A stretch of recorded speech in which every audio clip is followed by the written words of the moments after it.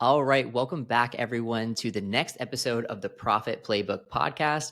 I am your host, Tyler Narducci, and today I have with me Corey Quinn.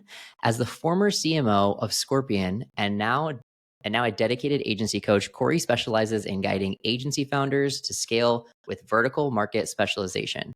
At Scorpion, he played a pivotal role in growing the agency's revenue by 8x in 5 years to a remarkable $150 million. Corey is also the author of Anyone, Not Everyone, a comprehensive guide for agency founders looking to move beyond founder-led sales. He is currently on a mission to empower 1,000 agencies to become vertical market specialists, leveraging his extensive experience and insights. That is quite the intro, Corey. I'm excited to have you on the show today. Welcome. Thank you, Tyler. Thank you, Tyler. I'm super excited to be here.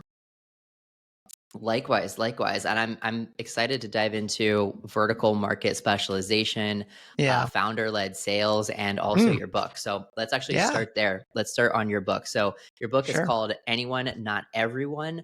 Why did you write it, and what is in it? Yeah, so the backstory there, I have about 17 years in the agency space. And the first place I started working in the agency world was at a PPC, an SEO agency that was led by a very charismatic founder who came through Harvard Business School, right? So he had an MBA from HBS. And as a result of that, this founder was able to effectively support and grow the agency based on his professional and personal network through Harvard Business School. In other words, in his cell phone, he had he had the mobile phone of the CMO of Hyundai and of Lululemon. It was this amazing network. And as a result of his efforts, we were able to grow the business. We were a multi-million-dollar agency. And although I was on the sales team,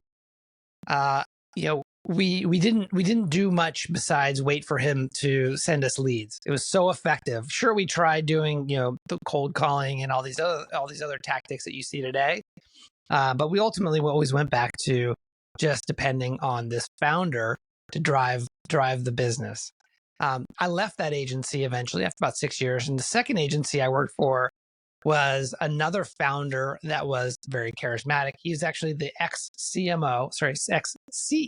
of MySpace, right? And he too also had a fantastic network of advertisers. Obviously, that's how MySpace made their money, on subscription and advertisers. And he would just funnel us on the sales team leads. And by this point in my agency journey, I had come to believe that that's how agencies were grown. You have a charismatic founder who had a great network, and then you just rely on that founder to kind of feed the leads in. And as a result of that, you kind of grow. It wasn't until I took my next role at an agency called Scorpion, where I stepped in as the chief marketing officer. And what I found there was a very different situation. It was a 6-person sales team that would get, the seller would get a phone call. And on that phone call was an attorney, because there was a concentration on attorneys for the business. And that salesperson would close the deal on that very first phone call. So one call close, and then of course they'd stand up, they would hit the big metallic gong on the middle of the sales floor, and it'd be like high fives all around. The interesting thing about this, what opened my eyes, was that attorney who was calling in to Scorpion, talking to this salesperson, that attorney did not know who the founder of Scorpion was, didn't care, didn't ask. What they were actually interested in was, do you as an agency know how to solve my specific problems? Right. The fact that they were specialized really was the lightning in the bottle for me, or at least the eye-opening for me. I joined the agency when it was doing about $20 million, again, primarily focused on attorneys. We grew it to $150 million using this vertical focus approach. So we started with attorneys, and we went into home services, and then to medical, and then franchise, and had this fantastic result, all based on, due in part to this idea of having a vertical specialization as a way to position the agency independent of the founder. And so I've since left that role, and I've gone on to coach agencies on how to take a vertical market approach in order to ultimately escape this founder-led sales motion that a lot of generalist agencies, non-vertical specific agencies find themselves stuck in. And so the book is basically my 5 steps that I take other agency founders through in order to specialize and ultimately, like I said, escape founder-led sales. Nice. I imagine that would be really helpful too for agencies that haven't, I mean, because the problem you're describing would be after a founder has already established a personal brand and has, a reputation online and Yeah, everything. And there are so many right. agencies out there that haven't got to that point yet where they haven't Yes. decided to go all in on personal branding. So if you don't do that, then you don't even have that problem. You have another problem, which is the same problem essentially. I don't have Yeah. sales, I don't have leads. Yeah. So, you're saying a good answer to that, whether you already have built a giant personal brand, but Yes. maybe hit a wall in how much you Yes. can grow based on that. Or if you're before that step, you haven't done the personal brand, the vertical market specialization could be an answer to both. Yeah, absolutely. I mean, it's great if you have a founder or a CEO who has a great personal brand. This isn't a substitute for that. This would be additive to that, right? Yeah. So it wouldn't Okay. like they would just stop doing the thing that they love doing and obviously very good at, but then they Yeah. can add incremental sales. And I'll give you an example. One of my clients, he's a great networker, and he's in EO, and he's in Vistage, and he's always traveling all these networking things, and like he's a pro. The reason why he's stuck is because, of course, at these networking events, he's getting referrals from people from these professional groups of all different shapes and sizes of businesses, and so he's not only they're dependent on him to sell, to bring these deals in, but all the deals that come in are these random, a furniture company, and then a medical supplies company, and then a dentist, and all these things, and the team is trying to keep up with all these different types of businesses, and it just becomes a real challenge. And so he's going to continue doing the networking because that's what fuels him and makes him feel alive. But now he has a vertical focus that he's helping to grow the agency in addition to the work he's doing. Yeah, I think both are super beneficial, but if the founder I think if the founder tries to keep their personal branding, because I'm one of those founders who has a brand and a following, and a lot of our sales, I guess you could contribute to founder-led sales because they'll talk about listening to me here on the podcast or following on social media or whatever. But you're right. I think one of the things that can also help this on the founder side is to drive your message to one audience. I don't actually like the networking events, the local stuff like that. It used to be something that helped me get off the ground in the local area, Sure. but now oh my God, yeah, you just end up with like people, like you said, across every niche, every, Yeah. industry out there. And now I kind of drive my message to agencies all the time. Yes. So when you do find me, if you're, a toilet company, you're probably not going to relate to Yeah. I'm talking to, an You'll agency opt space. out. You'll just scroll on type of thing. Right. Now, do they always? Absolutely not. And we'll get people of all, all different types of brands that book in, but Yeah. You got to yeah, keep the try to lights keep the on. message. Yeah. But we try as much as we can to keep Yeah. the founder message and the marketing and the sales messaging like all aligned. So it's a good Exactly. conversation to have. So let's dive in a little bit deeper on these founder-led sales. Why do you Yeah. think agencies struggle with founder-led sales?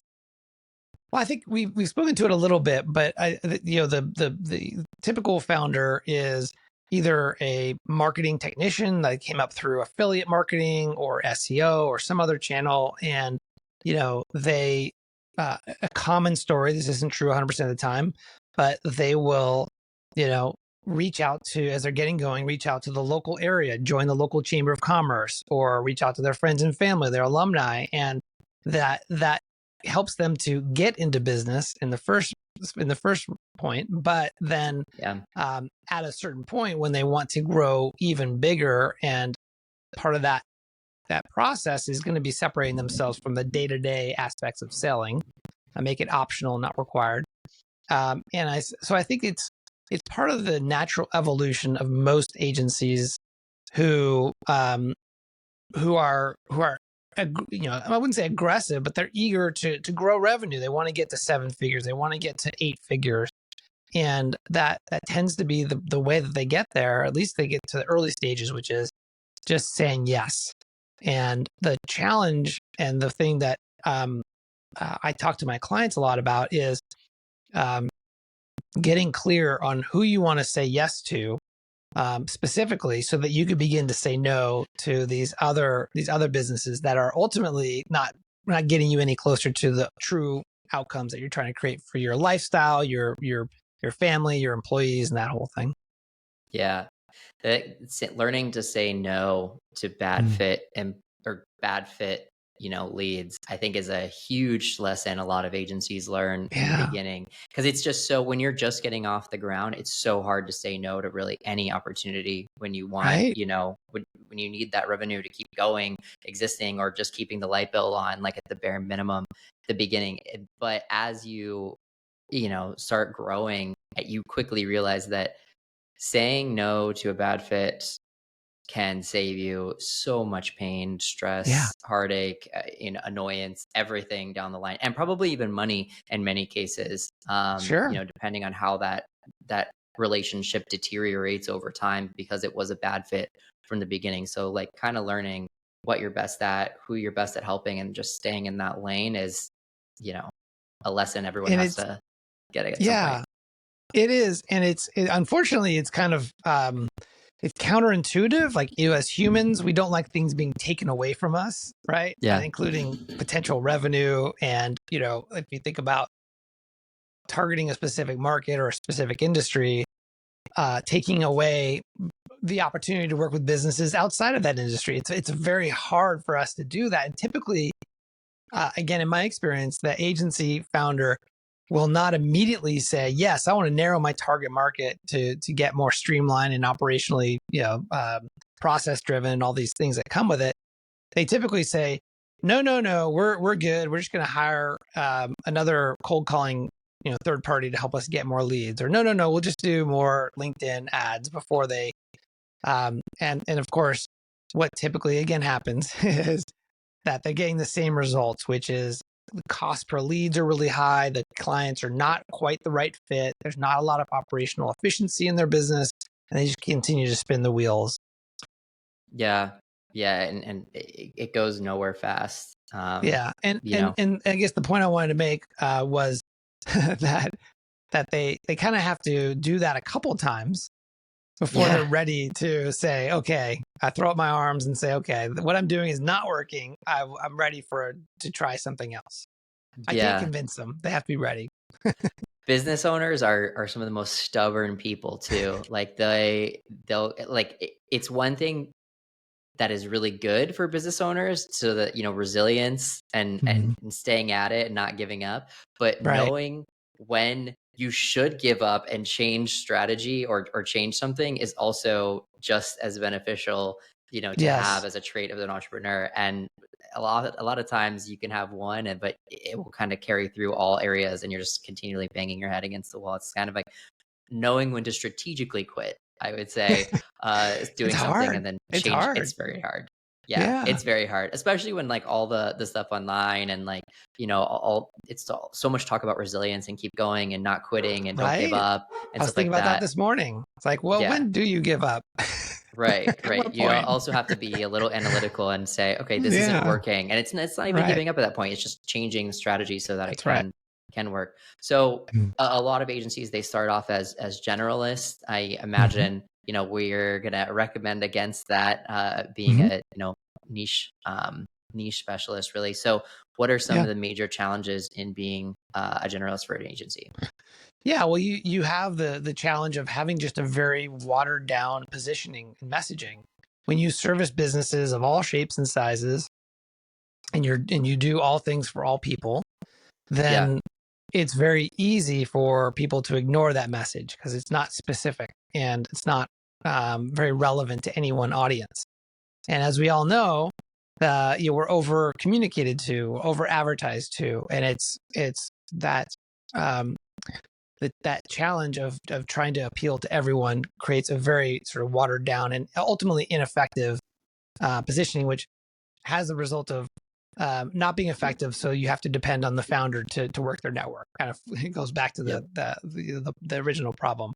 The other challenge is if you are just a sort of a widget maker, not really specialized or not really positioned, then you run the risk of being treated as a commodity, which means you have to sell based on price.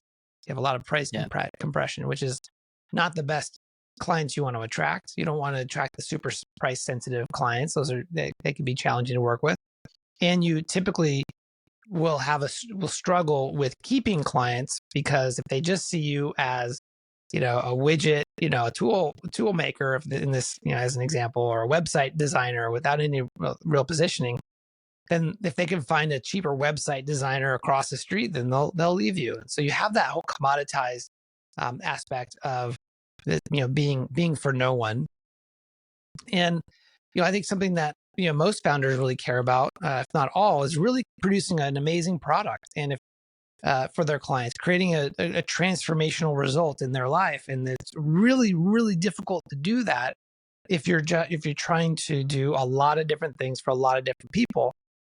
And when you compare that to a specialist, we can talk about that next, but that's when you specialize. It's when you do one thing over and over and over again, and you get the benefit of the reps, and that results in creating a better outcome. Yeah. So your marketing for your own agency is weaker. Yeah. Doesn't connect with as many people.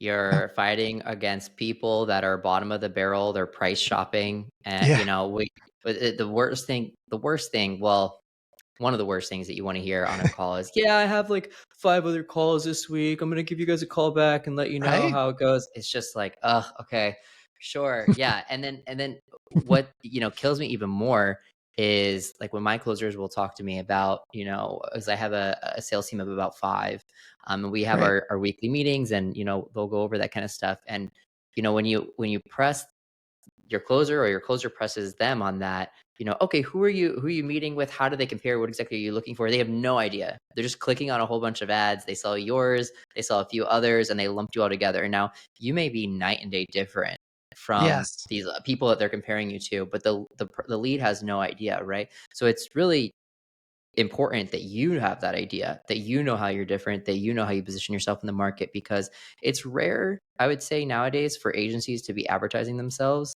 and talking to leads that aren't actively talking to other agencies or other service providers at the same time. Like, people generally don't go get one price and then just sign up. Like, it's people have access to a lot more information right now online. It's very easy.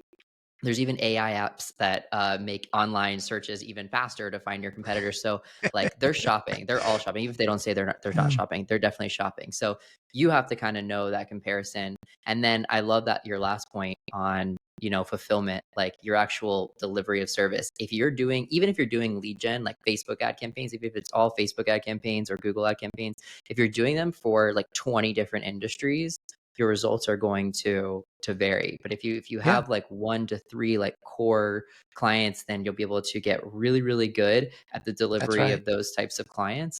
And like you said, you'll get the reps in, and it makes it, your case study stronger, your clients happier, the fulfillment is better, everything is just smoother. So there's really no reason to not, try to niche down and become more, focused on that. So we kind of, go ahead. I was going to say the example I like to give on that is, if you're a generalist agency and you work with local businesses, you may work with like a pool person, like a pool cleaner, a dentist, a plumber, a haircut place for kids, or whatever, like kind of the gamut. And you're kind of a jack of all trades. Let's say you do Facebook ads. You kind of have to run a fairly, generalized approach to what you do, which will get, I'm sure, good results. But you compare that to another agency, let's say, who focuses in on plumbers, and all they do is Facebook ads for plumbers. And as a result of that focus, you'll inevitably learn that plumbers love repiping jobs. I know this because our last agency, we focused on plumbers, and they want the repiping jobs. That's where they come into a house and they rip out all the existing pipes and they put all new pipes in. They love those jobs. High margin, multi-day. They don't have to deal with like sneaky They sewer don't. lines or anything. They don't just want to unclog a toilet. No. Well, you learn that as a specialist because you talk to them Right. all day long and they're asking you, like, where are the repiping jobs? And as a result of that knowledge and that specialization, you have a good opportunity to build a lot of skills around finding the repiping jobs and sourcing them using Facebook and the creative ads and so on and so forth, that you could eventually get, maybe the best in the world at that.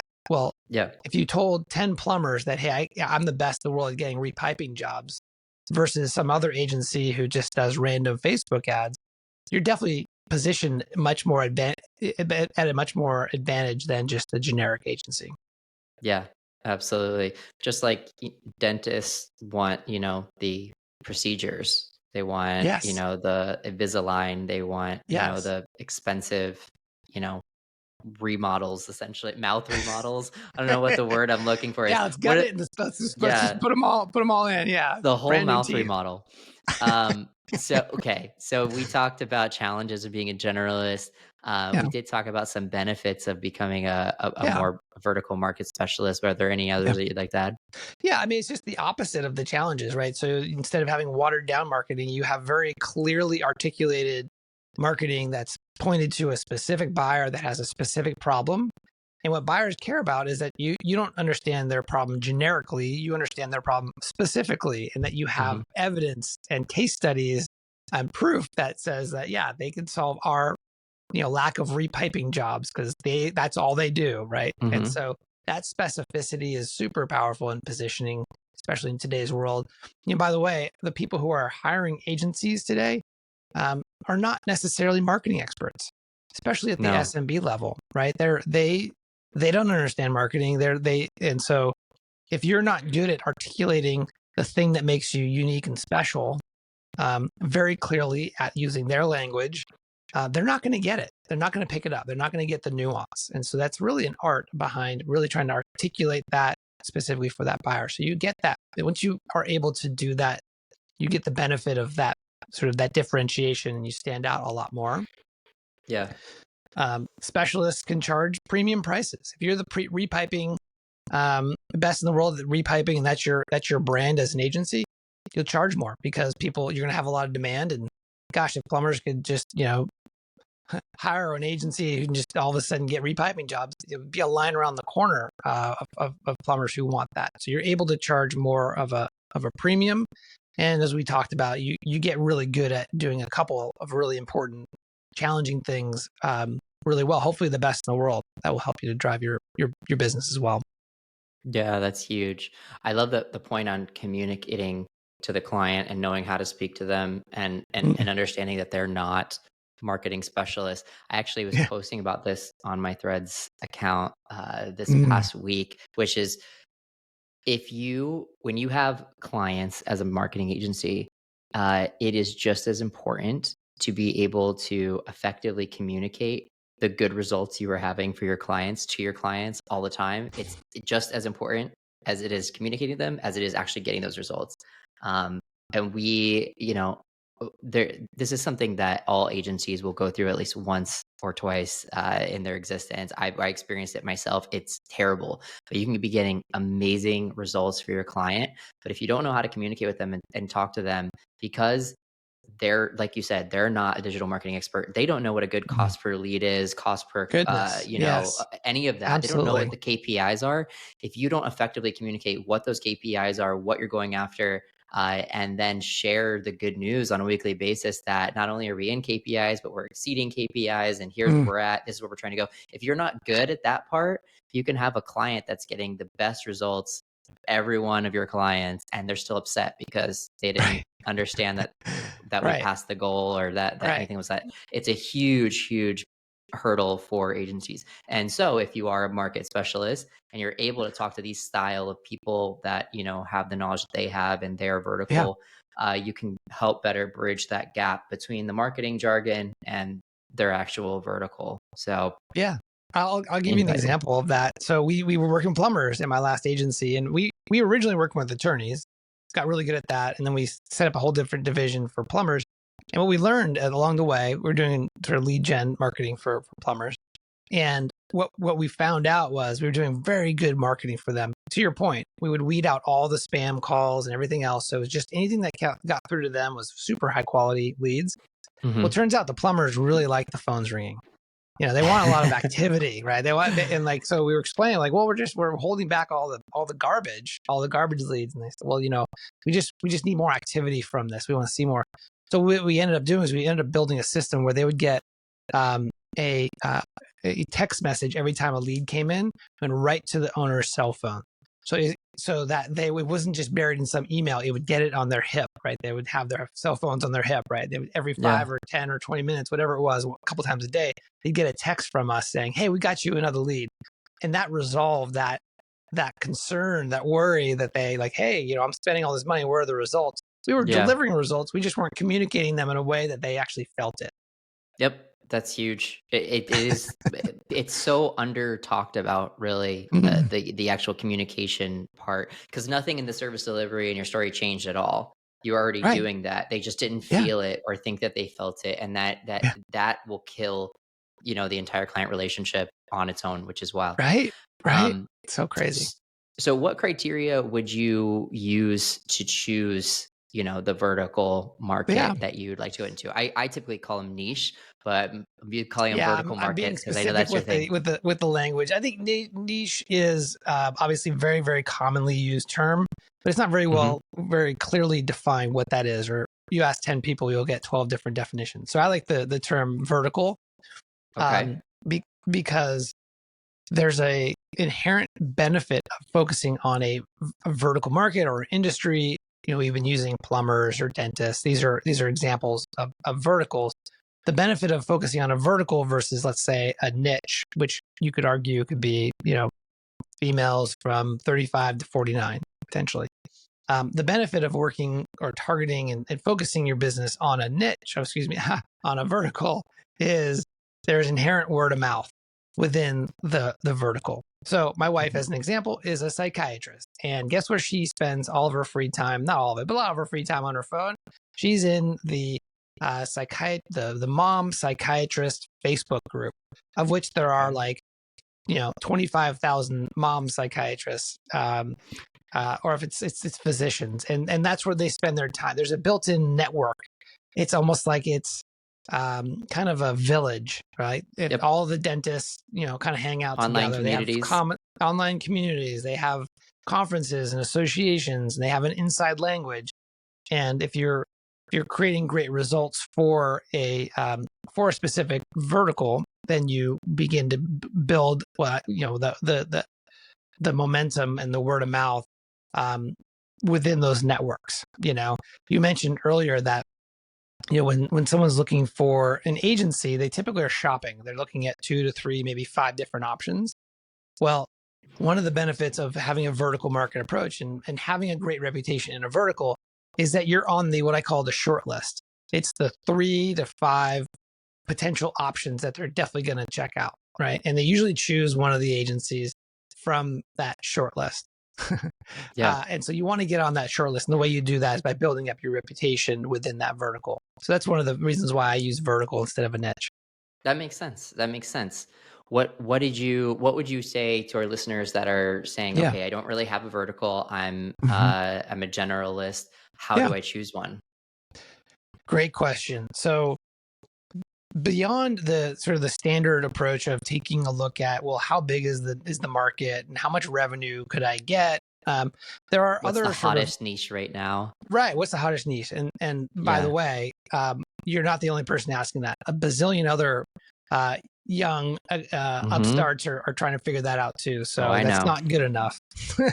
So it's not that it does. The analysis doesn't stop there. It only begins there. I recommend for long-term success, you want to take a look at what type of vertical experience do we have internally, whether it be through your sales team or your people who are working with clients on a day-to-day basis. Well, who do you like working with? Like, who does sales team really enjoy selling to? By the way, they typically enjoy selling to people who they have an affinity for, but also who tend to get good results. Same with client success teams. if they're getting great results, they typically like working with those type of clients because they're happy. But you want to look at who do we like working with? If we're going to fill our business with plumbers, would that be a great thing, or would that really suck on a day-to-day basis? And so there's sort of the qualitative aspect, but there's also a deeper sense of it. There's something that I think is not talked about enough, which is that the best agencies, and I've interviewed a lot of them on my podcast, a lot of vertical specialist agencies, the ones that have really good success, they actually care a lot about the vertical that they're targeting, that they're working with. So whether it is people who are in the construction business and you're focusing on construction blue collar workers, or if you are working with attorneys, or if you're working with, whatever, dentists, could be a family connection. Maybe your parents are dentists, or, maybe your parents are attorneys, or maybe you just really care about, manufacturing in the United States. And that's why you're focusing on manufacturing. The point is that in order to really have long-term success, you need to actually give a damn about the people that you're serving and the industry that they're in. That when you have that, you're able to endure the highs and the lows and really kind of provide an outstanding result for them, as well as it improves your positioning.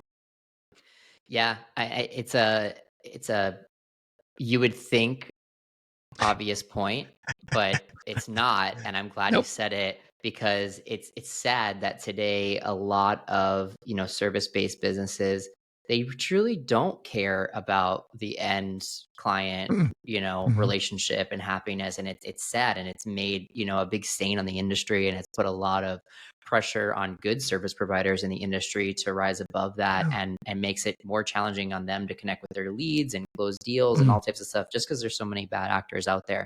But yes, you have to give a damn about your clients, and you have to give a damn about wanting them to succeed, because if you're not, they're going to smell that a mile away on the sales call. Like one of the biggest sales hacks out there is literally just care. Like truly just care. Right. Like there's scripts, and there's everything out there, and there's sales tactics, and there's pressure tactics, all types of stuff to get people to close faster, aka but if you truly if you put all the hacks aside and just genuinely convey true, genuine care for the outcome, and wanting to help them, even if that means they don't go with you, even if that means maybe you refer them to a different business that's in your network of partners or something like that, that genuine care on the sales call will make the difference between you get closing that deal and bringing them on as a client, or not in many cases, because the average sales guy out there and the average agency talking on the phones, they don't, and it shows. So if you take Corey's advice and actually care, your sales game is going to triple immediately. Let me give you an example of an agency that took it to the next level. Luke Egerbrotten, he runs an agency called Phaser Marketing. They service construction businesses. A big challenge that's happening with construction industry and blue collar workers in general is that they're losing a lot of the workforce to retirement, and there's not a lot of people coming into the trades. Well, Luke really cares about that. He has started a foundation. He donates money to kids who are graduating from high school and going into the trades. He has a podcast about it. His commitment is to helping to raise the visibility and the profile of blue collar careers, which frankly is a great industry to work in.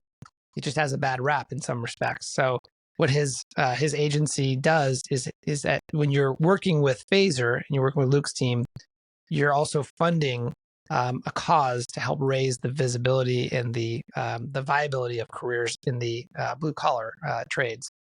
And that in itself goes beyond just caring, I think, but it is really putting the money and the effort where the mouth is, right? They're really standing behind their commitment to this vertical.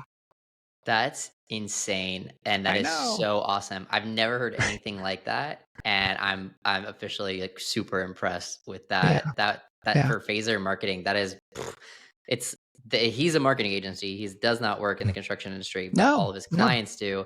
So he built a foundation specifically helping a problem within his clients. industry. That's That's huge. it. I mean, my God, this sales must just like fall in line for him. I I mean, know. that has They're to be crushing it. killer on sales calls. Yeah. Oh my God. Yeah. Yeah. Wow, I love that. That was Mm. a really, really good piece. Okay, so let's talk a little bit about gifts. So Yeah. and I'm very interested to see where you're going to go with this. But how have you used gifts to grow Sure. revenue? So if anyone listening or your team or you have um, spent any time cold calling, you know how difficult it can be to get someone on the phone, get past the gatekeeper, so on and so forth.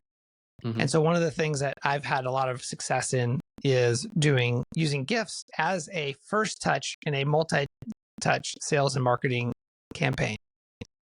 And so the way it works is, first off, you have to have a vertical focus because all of your messaging has to be super sharp. And then you build what I call a 20% lead list. So what Okay. that means is, out of all the attorneys that are in your TAM or your total addressable market, what's the 20% that are uber qualified, that you know that if you as a founder got on a call with them, that you would close them and they would be a lifelong client because they would be perfectly fit for your agency.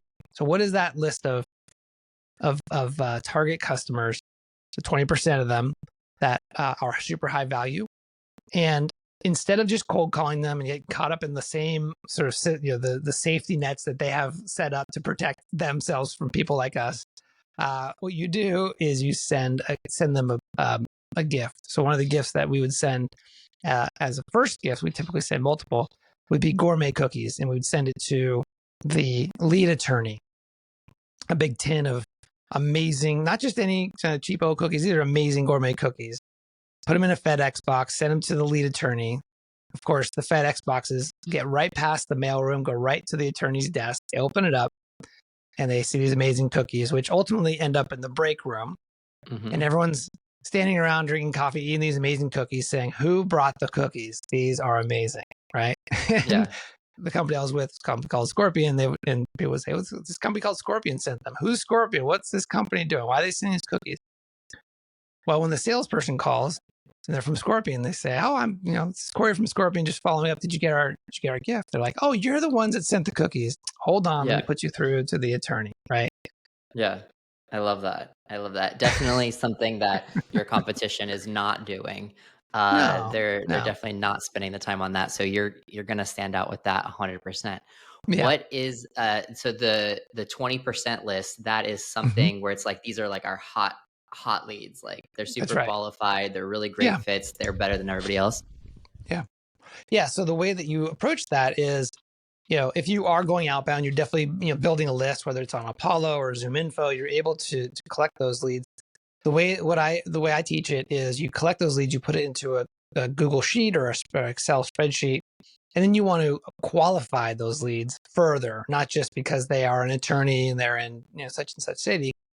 You actually want to look at, what are the sort of measurable, objective signals that tell me as the agency founder that these are potentially a really great fit. So some of the things that could help you with that is, if you're targeting dentists, let's say, how many locations do they have? Do they have one location or do they have multiple locations? Do they have Hmm. one dentist or multiple dentists? The implication there is that if they have multiple locations or if they have multiple dentists, they typically generate more revenue and have more revenue to spend on things like marketing. Yeah. If you sell SEO, maybe you look at you take the full list of, we'll use dentists, sorry, full list of dentists, and you do a quick SEO scan on all of them, or look and see when the last time their website was redesigned. There's a number of different ways you could do that, but ultimately you want to use, as I said, measurable, objective kind of criteria that you can take that entire list, whittle it down to the 20%. And then at that point, I recommend doing this as the founder of this agency. You look at every single one of those leads that fall within that 20%, and you say to yourself, "Yes, we can close that one. Yes, we can close that one. No, take this one off the list. Yes, we can close that one." And then at that point, you have your 20% lead list. The way Yeah. I think about it is that the list is the strategy. So you really want to spend a lot of resources there. And once you have that, then you need to find ways to have create opportunities for high quality sales conversations with them. Yeah. And you already paid, X amount of dollars to generate those leads in the first place Yeah. by putting an extra, whatever it is, $50 on top of Mhm. the most important ones. If that's the thing that's Yes, going to drive it over the line, then it's $50 that's very, very well spent. So that's a really exactly. great risk. Exactly. All right. I got two last questions for you, Sure. Corey. First, what the heck is a maven? Ooh, Maven. Actually, it's a term that was coined by Malcolm Gladwell. And what it means is this is another benefit of focusing on a vertical market. So we'll use our dentist as an example. Within the dental industry, there are mavens. And what a maven is a person who has more influence over sort of what other people do within that industry. They're sort of another word for them potentially is an influencer or a thought leader. And the reason why they make sense in this context is once you've identified a vertical and you want to expand, obviously, the number of clients within that vertical, let's say dentist, one strategic thing you can do is to identify who the mavens are so that you can get them on your side. So that when someone asks them, well, who do you work with or who should I work with? They're going to recommend you versus the competition. So Ah, I'll give you an example. One of my clients is in the they work with chain restaurants, like multi-location restaurants, and there's a maven in that world who is actually the editor of the QSR magazine. QSR stands for Quick Serve Restaurant. It's basically the industry restaurant. He's the editor. He's a prolific writer. He's on LinkedIn every day. He's keynoting speeches and so on and so forth. And so once we identified this person as a maven, someone who has a lot of influence over the rest of the industry, we made a strategy to find ways to build a direct, genuine relationship with that person. Of course, we did that, and it resulted in a lot of great things for my client. So these mavens exist in the industries that you want to target. You'll get a bigger benefit out of focusing your efforts behind developing those relationships versus those that are not mavens. that's huge. That's huge. And what do you use really to find these mavens? Just a ton of internet research, talking to other people in the industry, that kind of thing? Yeah, that really is it. I mean, the best place for that is going to be your trusted relationships. So it could be your clients. It could be other people that maybe you find somebody on LinkedIn who is a specialist in this vertical that you may be new to. You ask them, like, and you just look for signals. People who mavens can typically be published authors. They could be podcast hosts. They're typically not that hard to find. You just have to look. Love it. Love it. All right. My last question for you is something that I ask every guest on the show as the last question, because we do have a lot of, first-time agency owners or agency owners Sure. that are considering, launching. Maybe they're a freelancer and they're in that consideration phase. But what would be your number one piece of advice for a brand new agency owner that is just starting out today? What I would say is, I recommend as you're just getting started by saying yes a lot. Now, we've been talking a lot about saying no to bad fit clients, but there's a Hmm. process to be able to say no, which is that you Yeah. need to say yes and you need to figure out what you're good at, what you like doing, what the market actually needs. I can speak for myself. I tend to be very analytical and trying to figure everything out by myself in my head. And that's not the advice I would give to someone. It is go out and do a bunch of things, get a bunch of reps, and you'll begin over time, you begin to see patterns about what you like doing. Like I said, what you're good at, what the market needs. And at that point, you can make a high quality decision on where to focus. Yeah. Yeah. I think that is important. Would you recommend someone start off as a generalist just to get a Mhm. few different types Yeah. of businesses Yeah. under their belt and then find one that they like if they don't Yes. have an obvious one? Yes. Yeah. I think exactly. If they don't have an obvious one, I would say yes, because that you're going to learn a lot along the way by doing that. Yeah, that's what I did. I started off helping local area stuff, Yeah. use my network to get those first few clients, realized that there was some that I absolutely did not ever want to work with. So that Yeah. clarity was really Right. great. Yeah. And then kind of, found, the exact opposite. When you find what you don't like, you can find what you do. Like Corey Quinn, thank you again so much for being on the show and sharing these insights with us. Wonderful, Tyler. Thank you so much for the opportunity. It's been a blast.